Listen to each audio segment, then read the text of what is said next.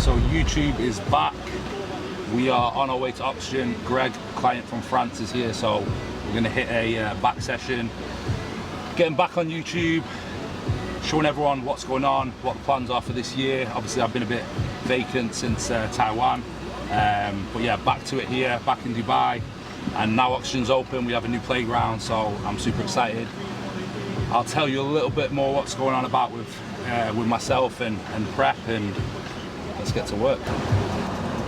Optimal doesn't fucking matter. What matters is the mindset and the client's mindset being the best possible position it can be in, and then wherever the mind is, the body follows. It's like there's so many different cases where like you can do X with one person, Y with another person. It's totally different. Yeah, one will work for one will stress one person out. It's totally different, you know. Wherever your mind is, your body will follow. Yeah. Like whether it's optimal, whether it's 3 meals a day, 5 meals a day, 6 meals a day, if that individual believes that it's the best for them and they're happy and they're enjoying training, they're enjoying nutrition, they're enjoying the food, I guarantee that outweighs any type of optimal route. So it's literally just keeping people in a good mindset, which is like what most coaches can't seem to do. At the end of the day, you'll have a genetic freak who does none of these 0.1% and they'll still beat you. That's just the reality. So if people just need to concentrate on just ticking every box. So literally every day, you do your cardio, tick. You go train, tick. You eat your meals, tick. You go to bed, tick. Guess what? If you get up 2 hours earlier, it doesn't matter. If you go to bed 2 hours later, it doesn't matter. It's not about optimal. It's not about trying to chase the 0.1%. It's about just fucking ticking the box. Yeah. And so many people get caught up in chasing the 1%. It stresses them out, and guess what? They look worse. Oh. So just focus on the fucking basics. Focus on ticking the box. That's all that fucking matters.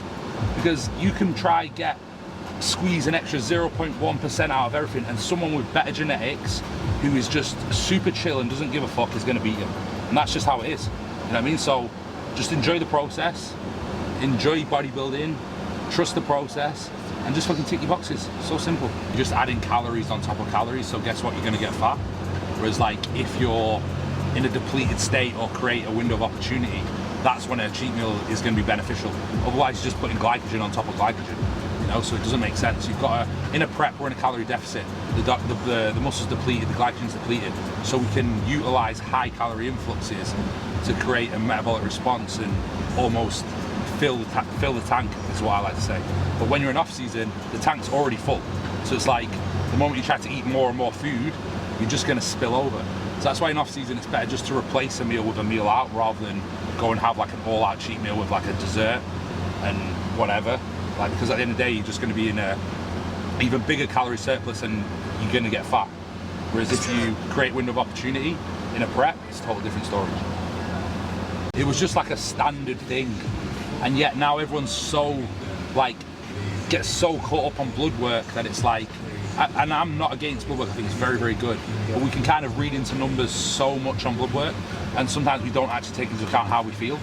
So for example, someone's estrogen can come up really high on blood work, but they feel great. Yeah.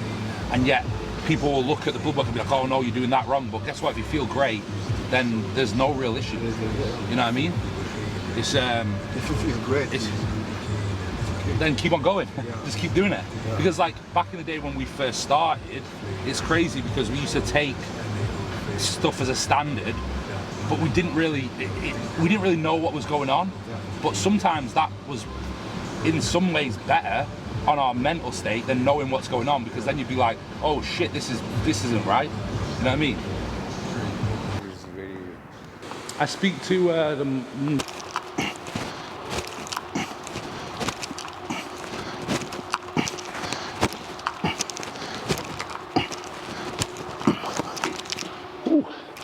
So, here in Oxygen, back day. As you can see, this place is absolutely massive. We have pretty much the gym to ourselves, so just getting warm on pull-ups.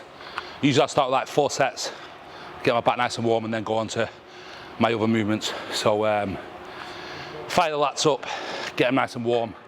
Plus, I think pull-ups are probably one of the most underutilized exercises these days. Everyone wants to do single arm pull downs, all this type of bullshit, but like remember, sometimes some of the best backs were built on the basics, the heavy T-bar rows, the pull-ups, you know. And if you look at any gymnast, look at the back development, and it shows. And that's just because bodyweight chins are very, very good at developing your back.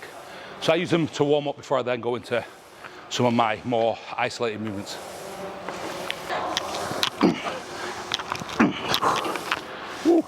People forget about the basics, like what built the big back or what built the muscle when they were younger. The chin-ups, the heavy chest support T-bar rows. Now it's gone row, chin-ups. You know, now it's gone back to single arm pull downs. Yeah. Don't get me wrong, there's a time and a place for him. And I really do rate a single arm pull down. But once the big movements have been done, yeah, it's just a new generation, they don't want to work hard. That's literally it. Yeah, I find that's the biggest thing is now everyone talks about being optimal and doing everything optimal, but yet they don't understand that hard work and intensity is the foundation of everything. Once you understand that hard work and intensity is the foundation, and then you apply it to a single arm pull down, guess what? It'll work. But now they want to do all the single arm stuff. You need to have a big back. Before you do, it's like you need to have the muscle there before you isolate the muscle. You can't isolate a lat that's not there. It doesn't exist. So it ain't gonna fucking just magically grow from a single arm pull down. Do the rows, do the fucking heavy chins, and then you'll have a back. Intra workout aminos by Project AD. It tastes banging.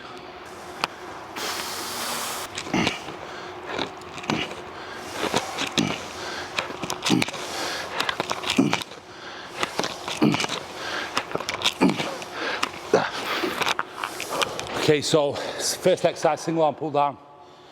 Here, we are gonna isolate the lat before we then go into the heavy movements. Like I said, I'm not against the single arm pull down movement.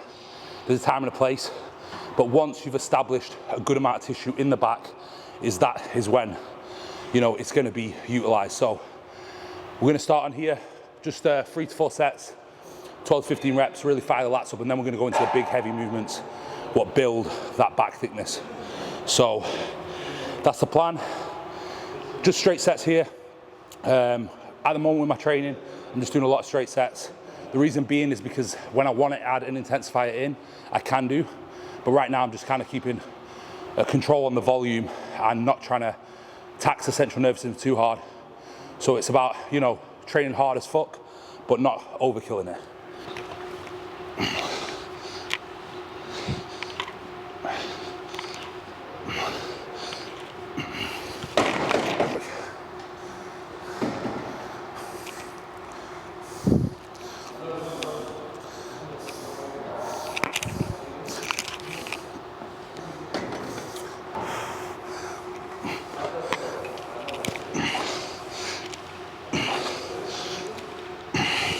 I think this is one of the most important things that many forget is at the end of the day, you need to enjoy the process. You need to enjoy your training, enjoy your diet, and that is what's going to keep you locked in mentally. So there is no optimal way to train. There's a million ways to train. There's a million ways to skin a cat. It's what you feel best and it's what you respond to best. So I don't believe that there's one method fits all, and I think this is where a lot of people are very one-dimensional in the training, is that they only have a specific way. And the reality is you've got to enjoy it, and that's the most important aspect of this. There's no point doing it if you don't enjoy it. It's as simple as that. 8, come on. 9. 10, give me 2 more. 1 more. 1 more. Last one. 3, 4, 1 more. Fuck. Finish it. Yes, and again. Nice. Good. Yeah, work. Good. Good. Come on. Come on. Finish it. Yes. Match it. Nice. 2, 8, 9. Come on, 12. 10. Give me 2 more. 1 more. Here with like back training, it's about finding what movements you feel. So the way I program, the way I structure my back session is specifically for my back and the feel I get in my back. As I keep saying, there's no one best way to train, there's no perfect split, there's no perfect set routine of exercises. It's all about what you feel and you connect with. If you notice when I'm training, yeah, I'm training heavy, but I'm also in control. You know, I'm training very heavy as I can physically train for the rep range I want to hit, whilst keeping great control and more importantly, connecting with the muscle. One big squeeze in the lat. There you go, squeeze it hard. There you go, big contraction. Come on. Nice, come on. Yes, come on. Get it. Good, let's go, finish it. Yes, yes, yes, good set. Strong, good. We're just gonna do a slightly lighter set, double hand, really squeeze it. So, at the moment we're training anywhere from 3 to 4 sets and rep ranges around anywhere from 10 to 15. I think that's, in my opinion, a very safe number to work towards. I think the moment you start going to like the 6s, when injuries really occur, and when the form starts to get a little bit sloppy. So it's just trying to be smart. You know, at the end of the day, it's about longevity. So I want to stay in this game for as long as possible. And really, when it comes to rep ranges, just kind of go off feel. So rather than logging my weight and tracking my weights, I'm almost going off what feels right. You know, so if I feel I can increase the weight and still get the same connection and same contraction, then I'll push the weight a little bit. But I'm not masked or so focused on logging my weight. And the reason being is because I think that's when injuries occur. You know, I think be smart. You know, some days you're gonna wake up, you're gonna be a bit tired, you're not gonna be strong. And I think when you're so focused on the logbook is when injuries start to happen, because you're constantly trying to beat your weight that you did last week. Reality is that you can't get stronger every single week. Otherwise, we'll be lifting infinity amount by the end of the fucking, your bodybuilding career, you know? So it's about being smart, connecting with the muscle, contracting the muscle, and feeling the muscle. That's the most important thing. 6. 7. 8. Come on, bro. 9. Give me 3 more. 2 more. 1 more.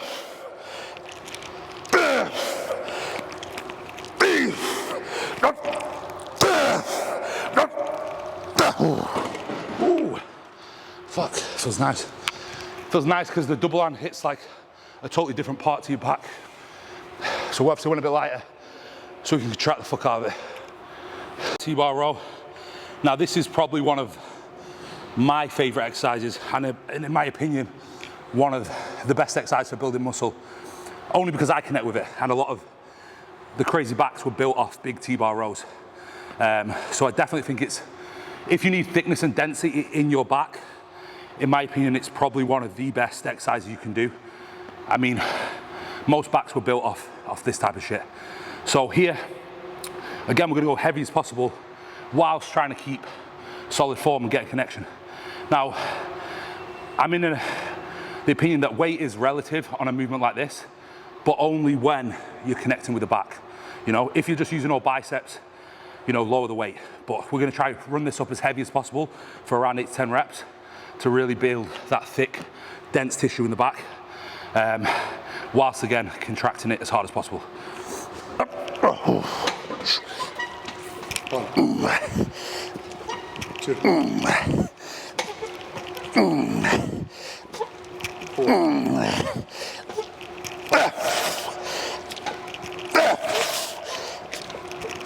Come on, Timmy. 8. Let's go. 9.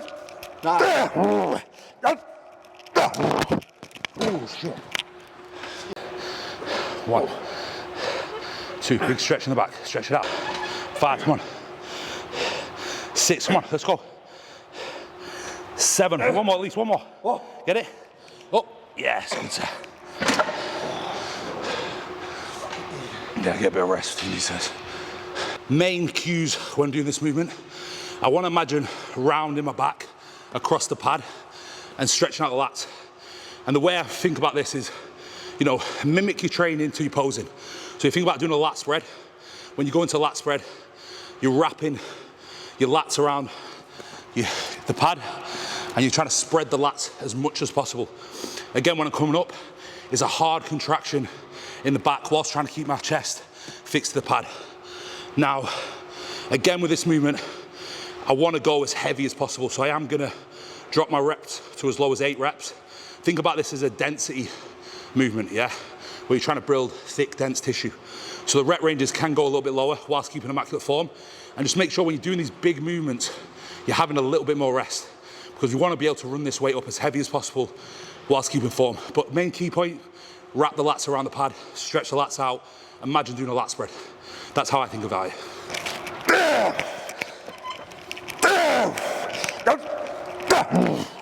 Fuck. 3, 4, come on. 5, come on. 6, come on. Perfect example of training when in contest prep is Greg. Greg's now like, we're 3.5 weeks out, 3 weeks out, 3.5 weeks out, 4 weeks out to the show, okay? And he's still training as heavy as physically possible. So very, very important, guys, like when you get into the dog end of contest prep, you don't train lighter, you don't train higher reps. You train as heavy as fucking possible whilst trying to keep the strength. The way you gotta think about it is if you're dropping strength, reality is there's something wrong with your mindset or you're losing tissue. And in the reality, when you're taking higher amounts of PDs going into a prep, you know, when the orals start to be brought in around 4 to 6 weeks out, strength shouldn't be dropping. Strength, if anything, should be holding and going up, especially with the compounds you're using. So usually guys who are losing strength in contest prep are either very weak-minded or they're just losing muscle. 99% of the time, it's the mindset's not strong enough, and that's the reality. Simple as that. Hey, come on, 2 more. 1 more. Ooh. Let's go. Good. Yes. Set. So 3 sets is more than enough there. Like I said, it's just going off feel. So if I feel like I got a 4th one, guess what, I'm gonna do it. But that was 3 heavy sets of 10 reps. I feel like I've got the most out of my back on that movement with the area that I'm trying to hit. So now it's just a case of move on. And I think that's what you need to be very aware of is when something feels right, run with it. When something doesn't feel right, move on. Don't get too caught up on the numbers. Just focus on enjoying the training. And more importantly, train fucking hard. Simple as that. Like, stop fucking thinking so much about your training, getting caught up on, you know, the little things. Reality is, if you train hard, you train intense. If you're in a dieting phase, you're gonna get peeled. If you're in an off-season phase, you're gonna grow. But most important factor of this all, fucking enjoy it. Stop getting caught up on what X, Y, and Z saying on social media, what this influencer is saying, what this coach is saying. Just make sure you're enjoying the fucking process. And that's the main fucking purpose. Simple as that. So one of the new compounds that, you know, I'm actually a huge fan of and I've seen good results with it is DHB. Now, some people might speak on it as a negative. I've seen very good results with clients. It's basically a derivative from Boldenon, but it doesn't actually act like Boldenon in the system. So it doesn't aromatize. It's a DHT drug, or considered a DHT because it doesn't aromatize. Now, from my personal experience, DHB I found great strength results, great results in terms of body composition, getting a little bit harder, fuller, and it is a neurotoxic drug that will kind of play with, you know, your brain, but can keep you very, very locked in and focused. So there's some very positive aspects of the drug and very negative ones. I've not personally seen any negative side effects with my personal experience of it. And like I said, remember that when it comes to PEDs, it's very, very different from individual to individual. So what works for someone might work great, another person might have side effects. So it's finding out what compounds work for you. Again, when you're talking about this bodybuilding game, there is no perfect formula, there is no perfect way. It's all about finding what works best for you, what your body responds to, and what keeps you mentally in a very, very good mindset. And that's the reality. There's no rules to this game. It's not black and white. It's as simple as that. So Lower lat row. As you notice, I'm changing the hand positions to hit different parts of my back. Now, we're gonna do for an underhand grip so we can hit more lower lat. Now, what I actually get to do, like for example, Greg's gonna do it, is he'll put his feet behind him. That way his chest is fixed on the pad. That way he's got no way to use any lower back. He's just literally isolating the lower lats. So when you put your feet behind you and you bum off the end, it's just gonna really allow you to target lower lats without using any momentum. So right now he's able to really tie into his lower lat with his elbows. His bum is at the end, his feet are behind him, meaning that he's not allowed to use any lower back to kind of get the weight up. It's just isolating the back completely. Let's go. Yes. Really important thing that is a prime example today when training with Greg. There's no egos here. We're both running our own race. Me and Greg are never going to step on stage next to each other. You know, there's no ego lifting. There's no trying to keep up with each other's weights. We're just here pushing each other as hard as possible in our own race, you know? I'm not trying to beat Greg, Greg's not trying to beat me. Because at the end of the day, it's about what his muscle feels and what my muscle feels. So weight is completely irrelevant. Just because one of us is stronger than the other doesn't mean it's better or worse. You know, we're both running our own race. We're both trying to build muscle in our backs with what we feel and connect with the most. So again, no rules. It's not black and white. You do what feels best for you, and you do what works best for you, and you do what you connect with in terms of weight and exercise selection. Ooh. Fuck. Intensity builds muscle. Intensity, hard work, simple as that. People getting so caught up on all the little things, all the 1%, but they're forgetting about the 99%. I keep saying it over and over again, guys. Stop getting caught up on the minor things, the 0.1%, the 1%, because you're getting so caught up on all those small percentages, you're forgetting about the overall picture, the bigger picture, and that's in the 99%. As I keep saying, enjoy it. Fucking train hard, work hard, and you'll get results. The moment you start overthinking, overanalyzing, it crumbles you.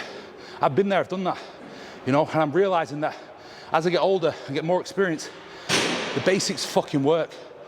The simple basics of hard work, intensity, dedication, discipline, sacrifice, they are the fundamentals to getting results in terms of contest prep, in terms of off-season.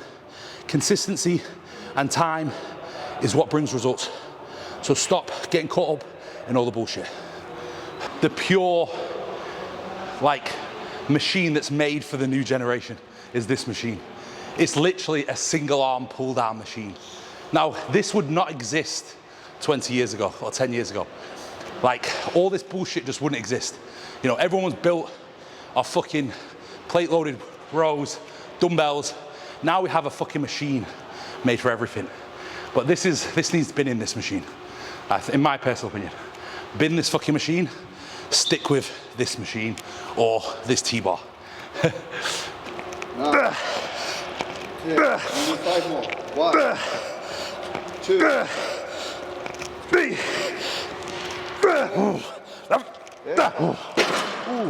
Even when training back, right, you'll see my hand grip changes for every movement. And that's just because I'm a big believer in hitting your back from every single angle. So if you notice, we've done overhand, we've done underhand, we've done neutral, we've done, you know, single arm pull down, which is a close pull down. We'll finish on a wider pull down. We'll do a pull over. So we're literally trying to work the back in multiple different planes of motion. And in my opinion, that's what's going to build the back. You know, if you're just rolling with a neutral grip or an overhand grip, you're going to have development lacking in certain areas of your back. So think about whenever you're training, hitting the back from multiple angles.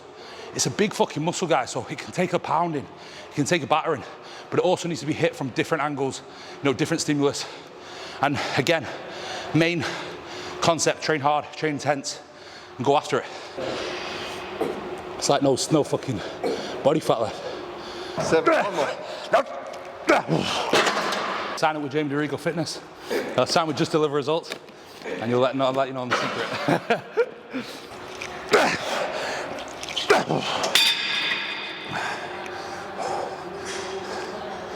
So what I love about this machine is, like, you can kind of mimic a back double bicep movement.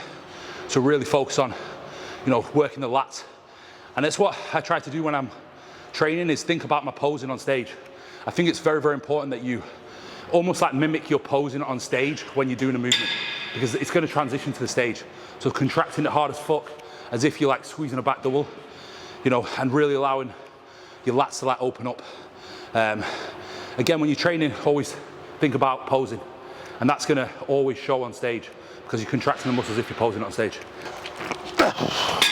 Ooh. Okay, so one thing we're seeing a lot of is guys getting caught up on studies. Remember, for every study that gives you a result that says X, there's probably another study that says Y. So we can only take studies with a pinch of salt, and the reality is that most of these studies are conducted on people who are of a minority that's very controlled. They're not done on a bodybuilder that weighs 250 pounds, taking 1 to 3 grams of anabolics. They're done on a very controlled group or on something like mice, you know? So you can't take these studies for everything they say. Take it with a pinch of salt. It's not the be all and end all, okay? Real application matters. Bro science is a thing. That I truly believe. Trial and tested over and over again on bodybuilders. It's proofs in the pudding, you know? So again, when you see a study, take it with a pinch of salt. It's definitely not the be all and end all. You know, if you feel like it can be applied and it's beneficial, then roll with it. But if you don't see any physical application, then forget it. Because like I said, we can make a study to have a certain outcome if we want. So like I said, guys, don't get caught up in all the bullshit. If it's tried, if it's tested on yourself, roll with it. If not, fuck it off.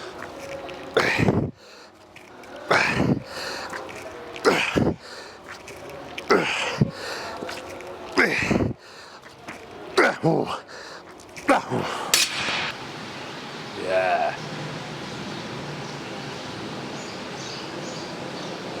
Yeah, quad turn. More back. Yeah.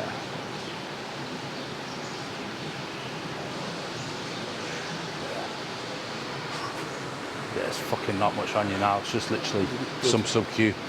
Yeah, good. Be ready in the fucking dry out now, bro. Ready? Sick. Very good. Very good. Dry. Yeah. Let's have a look at Greg. Greg's here all the way from France. He's come to Dubai for like 2 weeks, so going to be getting a few sessions in.